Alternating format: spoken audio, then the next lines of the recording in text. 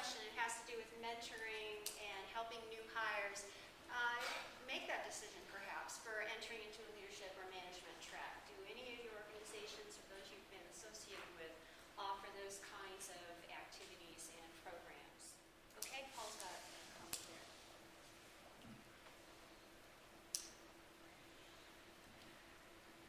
The answer is yes. I'm a perfect example or specimen of that. I guess the process within KPMG. We don't just throw you in sink or swim. There is a structure in terms of mentoring, coaching, training.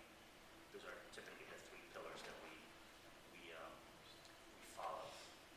The way we look at it, we already invested for you to be on our firm, so you know the process from meeting us all the way to accepting our offer. So we already invested time and effort for you, so we don't want you to fail. We want you to succeed, because if you succeed, we succeed. Everybody's happy. So that's the way we look at it. And we don't want you just to succeed as a KPMG. We also want you to succeed as professional level, as a person as well. So we do have that structure, and I know my first day with my partner for my performance evaluation and also goal setting for the following year, he showed up with notepads and paper. He said, no, this is your meeting. This is your goal. You tell me what you want, and we will make it happen. So we will support you in terms financially, we will coach you, we will train you, whatever it takes. But you need to determine, like everyone is saying, you need to tell us what you want, what is your goal, and then we will make it happen. Northrop Grumman has different mentoring programs, but they're not an overarching one program for the whole corporation. It's depending on what business sector you're in. I just wanted to say that's a great question when you're interviewing for a job. I think those are the kinds of questions I want to hear as I'm interviewing you. I want to hear those kinds of questions. It really tells me that you're interested in growing and how am I going to succeed in your company. So, great question. So, the mix of education versus experience?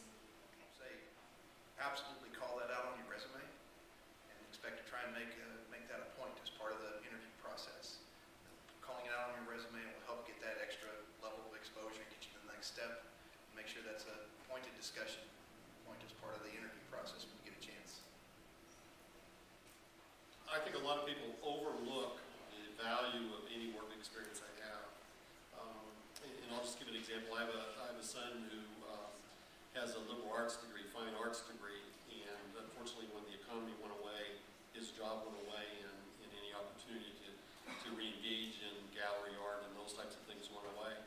It was very interesting when he put his resume together, starting back when he worked for a few months at McDonald's in high school, some retail establishments, and as he was going through school, some of the things he went. The job opportunities that he was pursuing, we spent time talking, just he and I talking about what he did in all those jobs that I could focus him on how to present that in relationship to the type of job he was pursuing. So he was pursuing a customer service related opportunity, and without being on his resume, he was able to go back to every one of those jobs from high school, through when he had been laid off, and be able to say specifically on his resume the customer service elements of that job, and that actually landed him the job. So sometimes I think you don't think about, this is the job I'm applying for. How can I best present this resume? What are the types of things that this job is about that I can take all of this other work experience and highlight? I work with teams, I work with groups. Those are things that you want to point out in those job experiences. When I coach students on their resumes, I basically say if you don't have any significant work experience, put your education first, because that's going to be one of your big differentiators, especially if you've done good with your grades and things like that. But after a year or two of experience, put your education at the bottom, because education's an indirect measure of your potential, and it's a proxy. But the classroom doesn't generalize to the workplace as well as we would like it to. And so 2 years of experience on the job is far more better indicator if you've had real accomplishments than what you did in a very controlled classroom setting. So if you've got experience, I drop the education to the bottom and really highlight your accomplishments on the job, and because that's really more valuable to an employer, to me as a potential employer, is seeing what you've done on the job. I don't care what you did in the classroom after a If while. you're looking from a hiring perspective, if you've got 4 resumes sitting on your desk, all recent bachelor's degree recipients, CIS majors, did someone take the effort to look for internships, maybe do study abroad, whatever jobs they have that would present some type of, work type activity that they were good at?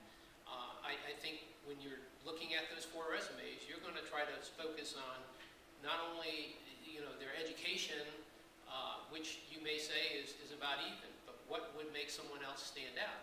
So I think when you look around about what you're doing each summer during your school time, when you're in school, or maybe while you're at school, pay attention to that, and then take advantage of it by putting it on your resume, and have somebody help you with your resume to point out some of the things that you did, whether it was customer service or something else.